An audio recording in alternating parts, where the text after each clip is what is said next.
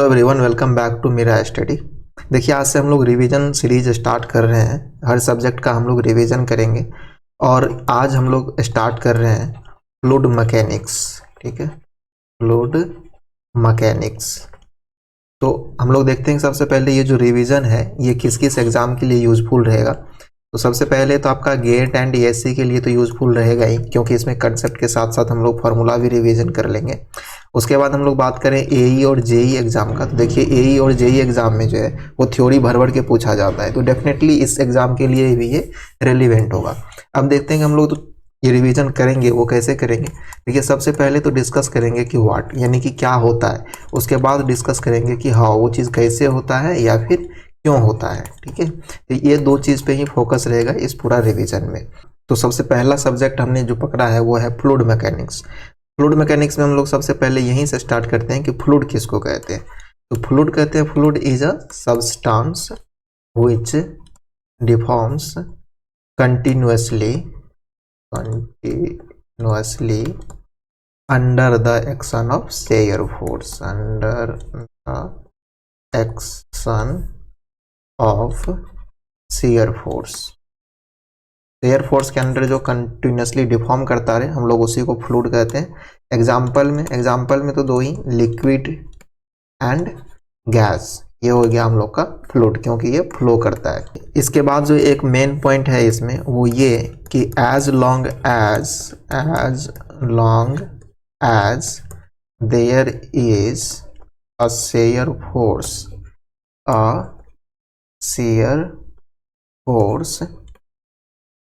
Flows और deforms continuously. ठीक है, इस बात से कोई फर्क नहीं पड़ता है कि आपका जो शेयर फोर्स लग रहा है या कि जो शेयर स्ट्रेस लग रहा है वो कितना छोटा है। ठीक है, वो कितना छोटा है, कितना जीरो के नज़दीक है। अगर वो है तो मतलब फ्लूइड डिफॉर्म करता रहेगा। ठीक है, इसके बाद हम लोग देखते थे थोड़ा सा सॉलिड और फ्लूइड में अंतर क्या होता है। तो जब हम लोग सॉलिड का बात करते थे तो इसमें हम लोग का डिफॉर्मेशन इंपॉर्टेंट था। ठीक है, सॉलिड में डिफॉर्मेशन इंपॉर्टेंट होता है, डिफॉर्मेशन इंपॉर्टेंट है, यानी कि बोले तो थीटा इंपॉर्टेंट होता था। लेकिन जब हम लोग बात करें फ्लूइड की तो फ्लूइड में रेट ऑफ डिफॉर्मेशन इंपॉर्टेंट होता है, रेट ऑफ डिफॉर्मेशन इंपॉर्टेंट होता है, जिसको हम लोग D theta by D T से डिनोट करते थे। तो सॉलिड के केस में केवल थीटा इंपॉर्टेंट है, यानी कि वो कितना डिफॉर्म किया। लेकिन जो लिक्विड का केस है उसमें डिफॉर्मेशन से ज़्यादा इंपॉर्टेंट है हम लोग के लिए रेट ऑफ डिफॉर्मेशन, वो किस रेट से डिफॉर्म कर रहा है। और after the removal of shear force fluid will never try to come back to its original position. जैसे कि सॉलिड में क्या होता था कि जब हम लोग फोर्स हटा लेते थे तो वो अपना ओरिजिनल पोजीशन में आने का कोशिश करता था इलास्टिक प्रॉपर्टी की वजह से। फ्लूइड वैसा नहीं है, फ्लूइड अगर एक बार डिफॉर्म हो गया तो वो फिर अपना ओरिजिनल स्टेट में आने का कोशिश नहीं करता है। तो कहने का मतलब है कि फ्लूइड में इलास्टिक प्रॉपर्टी नहीं होता है। तो हम लोग यहाँ पे लिख सकते हैं कि after the removal of force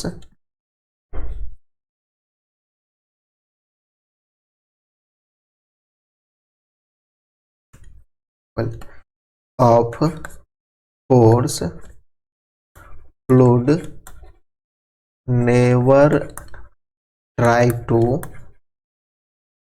come back to its original position। वो अपना ओरिजिनल पोजीशन में आने का कभी भी कोशिश नहीं करेगा। लेकिन सॉलिड क्या करता था, ऐसा करता था। तो यहाँ पे ऐड कर देते हैं, but solid try to regain its original shape. ठीक है, ओरिजिनल शेप या फिर ओरिजिनल पोजीशन, ठीक है, जो भी कहें। तो ये था। अब हम लोग आगे बढ़ते हैं। अब आगे एक बहुत ही इंपॉर्टेंट पॉइंट है यहाँ पर कि फॉर स्टैटिक फ्लूइड। देखिए, हम लोग अभी तुरंत रिवीजन किए हैं कि under the action of shear force fluid जो है वो कंटिन्यूअसली डिफॉर्म करते रहता है। लेकिन क्या हो स्टैटिक फ्लूइड के लिए, वो तो स्टैटिक है, मोशन में नहीं है, तो डिफॉर्म नहीं कर रहा है, तो इसका मतलब उस पर फोर्स क्या होगा, उस पर स्ट्रेस क्या होगा। तो स्टैटिक फ्लूइड के लिए जो शेयर स्ट्रेस होता है वो जीरो होता है। याद रखिएगा, ये क्वेश्चन बहुत बार एग्जाम में पूछा गया है। अब हम लोग यहाँ से देखते हैं फ्लूइड प्रॉपर्टी के बारे में। तो फ्लूइड प्रॉपर्टी में हम लोग को सबसे पहले यही देखना पड़ेगा कि प्रॉपर्टीज किसको कहते हैं, ठीक है। तो देखिए, वैसा कोई भी कैरेक्टरिस्टिक्स जो मेजरेबल हो और क्वांटिफाइबल हो उसको हम लोग प्रॉपर्टी कहेंगे। तो ठीक है, तो इसको लिख सकते हैं हम लोग मेजरेबल कैरेक्टरिस्टिक्स, कैरेक्टरिस्टिक्स, ठीक है। मेजरेबल कैरेक्टरिस्टिक्स को हम लोग क्या कहते हैं, प्रॉपर्टीज कहते हैं। सबसे पहला प्रॉपर्टीज जो हम लोग फ्लूइड में देखेंगे अभी वो है हम लोग का डेंसिटी। और डेंसिटी को हम लोग बहुत बार मास डेंसिटी भी कहते हैं, मास डेंसिटी भी कहते हैं। तो मास डेंसिटी को हम लोग डिनोट करते हैं रो से। और मास डेंसिटी किसको कहते हैं, मास डिवाइड बाय वॉल्यूम, यानी कि मास पर यूनिट वॉल्यूम। इसका यूनिट क्या हो जाता है, इसका यूनिट हो जाता है हम लोग को केजी पर मीटर क्यूब। अगर हम लोग सीजीएस यूनिट का बात करें तो सीजीएस यूनिट हो जाता है इसका ग्राम पर सेंटीमीटर क्यूब। डायमेंशनल फार्मूला का बात करें, डायमेंशनल फार्मूला, तो डायमेंशनल फार्मूला देखिए केजी का तो हो जाएगा m और divide by l to the power 3, तो ये हो जाएगा m l to the power -3, ठीक है। तो ये हो गया हम लोग का मास डेंसिटी। अब मास डेंसिटी के बाद अगला प्रॉपर्टीज हम लोग का स्पेसिफिक वेट, स्पेसिफिक वेट। बहुत सारा चीज़ हम ऐसे शॉर्ट में लिखते चले ताकि हम लोग कम समय में ज़्यादा चीज़ रिवीजन कर पाएंगे। तो ये हो गया स्पेसिफिक वेट। और स्पेसिफिक वेट को हम लोग बहुत बार वेट डेंसिटी भी लिखते हैं। तो ये हो गया वेट डेंसिटी। इसको हम लोग W से डिनोट करते हैं या फिर बहुत बार इसको हम लोग इस तरह से गामा से भी डिनोट किया जाता है बहुत सारा बुक में। तो अलग अलग नोटेशन है अपना, उससे कोई फर्क वैसे पड़ता नहीं है। ये स्पेसिफिक वेट कहते हैं हम लोग वेट पर यूनिट वॉल्यूम को, वेट पर यूनिट वॉल्यूम को। देखिए, बेटर होगा कि आप भी एक रफ शीट लेकर के बैठे और साथ साथ ऐसे लिखते चले, तो उसमें ज़्यादा बेनिफिशियल रहेगा, आप इंगेज महसूस करेंगे। ऐसे आलस आ सकता है, तो देख लीजिए अपना। तो वेट को तो हम लोग mg लिखेंगे और वॉल्यूम को v लिखते हैं। तो हम लोग m/v को क्या लिख सकते हैं, रो लिख सकते हैं। तो यहाँ से रो जी, तो स्पेसिफिक वेट इक्वल टू हम लोग को रो जी आ गया यहाँ से। अब हम लोग इसका यूनिट देख लेते हैं। यूनिट देखते हैं अगर SI में, तो सबसे पहले वेट का तो न्यूटन और वॉल्यूम का हो गया मीटर क्यूब, तो इसका यूनिट हो गया न्यूटन पर मीटर क्यूब।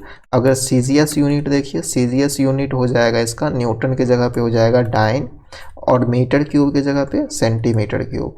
तो डाइन पर सेंटीमीटर क्यूब हो गया इसका CGS यूनिट। अब इसका देखते हैं डायमेंशनल फार्मूला क्या होगा।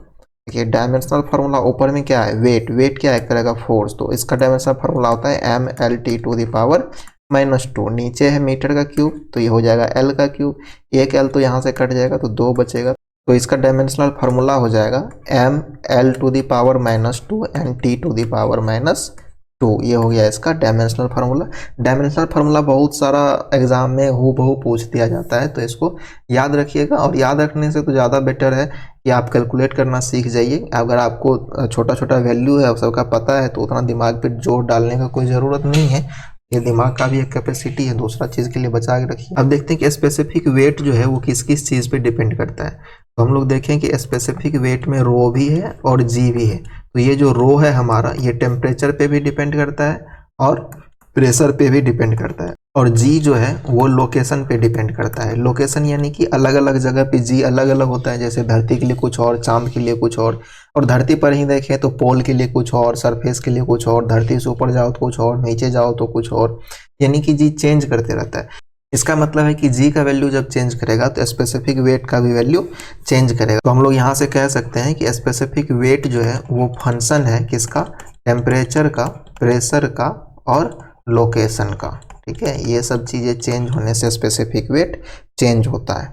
एक दो बहुत इंपॉर्टेंट सब्सटेंस जो कि क्वेश्चन में बहुत बार बार आता है, जैसे कि वाटर। तो वाटर का जो स्पेसिफिक वेट होगा वो कितना होगा, वाटर का स्पेसिफिक वेट ये हो जाएगा हम लोग को जैसे रो इंटू जी। तो वाटर का रो हम लोग लेते हैं, मोस्ट ऑफ द न्यूमेरिकल के लिए 1000 इंटू 9.81 हो जाए, इंटू जी का वैल्यू 9.81 हो जाएगा। तो यहाँ से 1 2 जीरो को तो ये दशमलव खा जाएगा, तो ये हो जाएगा 9810 न्यूटन पर मीटर क्यूब, ये हो गया। अब इसके बाद एक दो और नोट करने वाली पॉइंट यहाँ पर ये है डेंसिटी के बारे में, कि डेंसिटी जो है हमारा, या कि मास डेंसिटी जिसको अभी हम लोग पढ़े थे, मास डेंसिटी जो है वो एक absolute quantity, it is an absolute quantity, absolute quantity है, but specific weight is not a absolute quantity. ठीक है, ये एब्सोल्यूट क्वांटिटी नहीं है। It varies from location to location, तो लोकेशन पे वेरी कर रहा है तो वो एब्सोल्यूट कैसे होगा, नहीं होगा। लेकिन density location to location vary नहीं करता है, तो इसीलिए वो एब्सोल्यूट क्वांटिटी है। कुछ सब्सटेंस है उसका डेंसिटी देख लेते हैं। जैसे डेंसिटी ऑफ वाटर हम लोग देखें तो ये 4 डिग्री सेल्सियस पे मैक्सिमम होता है, 4 डिग्री सेल्सियस पे मैक्स रहता है, और कैलकुलेशन के लिए भी यूज करते हैं, जो कि है हमारा 1000 पर मीटर क्यूब। अगर डेंसिटी ऑफ Hg देखो तो हम लोग यूज करते हैं इसके लिए 13600 kg पर मीटर क्यूब। अब डेंसिटी ऑफ एयर को देखें तो डेंसिटी ऑफ एयर हम लोग 1.22 kg पर मीटर क्यूब के आसपास हम लोग यूज करते हैं अपना कैलकुलेशन के लिए। अब इससे आगे देखें तो अगला प्रॉपर्टीज हम लोग का स्पेसिफिक ग्रेविटी। ठीक है, और बहुत ही इम्पोर्टेंट प्रॉपर्टीज है ये, सवाल में ये टर्म बहुत बार आता है, जिसको हम लोग एस से बहुत बार डिनोट करते हैं, बहुत जगह SG से डिनोट किया जाता है इसको। वो बुक और वो एग्जामिनर के मूड पे वो क्वेश्चन में क्या चीज़ से डिनोट कर देगा इसको। तो ये होता है हम लोग का रो ऑफ फ्लूइड, जिसका हम लोग स्पेसिफिक ग्रेविटी निकालना चाहते हैं, होता था डिवाइड बाय स्टैंडर्ड फ्लूइड, या फिर ऊपर नीचे अगर हम लोग G से मल्टीप्लाई कर दे दोनों में तो ये हो जाएगा specific weight of fluid divide by specific weight of standard fluid. अब स्टैंडर्ड फ्लूइड का बात करें, स्टैंडर्ड फ्लूइड क्या होता है, देखो स्टैंडर्ड फ्लूइड जो क्या होता था, हम लोग गैस के लिए एयर को कंसीडर करते थे, और ये स्टैंडर्ड फ्लूइड जब बात आती थी लिक्विड की, ठीक है, तो लिक्विड के लिए हम लोग वाटर को कंसीडर करते हैं। ठीक है, तो यहाँ पे ए ऊपर में अगर लिक्विड है, जैसे ऑयल का स्पेसिफिक ग्रेविटी पूछेगा तो ऊपर में हो जाएगा यहाँ नोमिनेटर में ऑयल का जो डेंसिटी है वो, और नीचे वाटर की डेंसिटी से डिवाइड कर देंगे तो उसका स्पेसिफिक ग्रेविटी आ जाएगा। मोस्ट ऑफ द क्वेश्चन में स्पेसिफिक ग्रेविटी पूछता नहीं है, स्पेसिफिक ग्रेविटी दिया रहता है, डेंसिटी निकालना रहता है, फिर उसके मेथड से हम लोग कुछ और कैलकुलेट करते हैं। यहाँ पे एक पॉइंट जो याद रखने वाली होती थी वो रहता था कि ऑल स्पेसिफिक ग्रेविटी जो है वो रिलेटिव डेंसिटी है, लेकिन सारा का सारा रिलेटिव डेंसिटी स्पेसिफिक ग्रेविटी नहीं है। All specific gravity are relative density but all relative density are not specific gravity. ठीक है, वो स्पेसिफिक ग्रेविटी नहीं होता है। अब कुछ इंपॉर्टेंट चीज़ का जो स्पेसिफिक ग्रेविटी वगैरह है उसका देख लेते हैं। जैसे हम लोग Hg का देखें, ठीक है, Hg का, तो Hg का स्पेसिफिक ग्रेविटी कितना हो जाएगा, 13.6 हो जाएगा। वाटर का देखें तो वाटर का स्पेसिफिक ग्रेविटी तो 1 हो जाएगा। अच्छा, स्पेसिफिक ग्रेविटी को S से डिनोट करते हैं। अच्छा देखो, स्पेसिफिक ग्रेविटी अगर ग्रेटर देन 1 है तो इसका मतलब हुआ कि वो जो सब्सटेंस है वो क्या है, हैवियर देन वाटर है। ठीक है, हैवियर देन वाटर है। लेकिन अगर स्पेसिफिक ग्रेविटी अगर 1 है तो वो क्या होगा, इक्वल होगा। ठीक है, equal to the rho is equal to the water, लेकिन अगर स्पेसिफिक ग्रेविटी लेस देन 1 है तो इसका मतलब ये हुआ कि वो लाइटर है, डेंसिटी उसका कम होगा पानी से, तो हल्का होगा वो वजन में, लाइटर देन वाटर। ठीक है, तो एक ये था यहाँ पे याद रखने वाली चीज़। एक पॉइंट और यहाँ पे दिमाग में रखने वाली है कि relative density can be with respect to anything. तो देखो, ये पहला वीडियो था हम लोग का, तो हम लोग इस वीडियो को यहीं तक रखते हैं। अगला वीडियो में हम लोग फिर कंप्रेसिबिलिटी से स्टार्ट करेंगे। तब तक इस वीडियो को आप अपने दोस्तों के साथ शेयर कीजिए हमको सपोर्ट करने के लिए, और मिलते हैं फिर अगले वीडियो में। जय हिंद।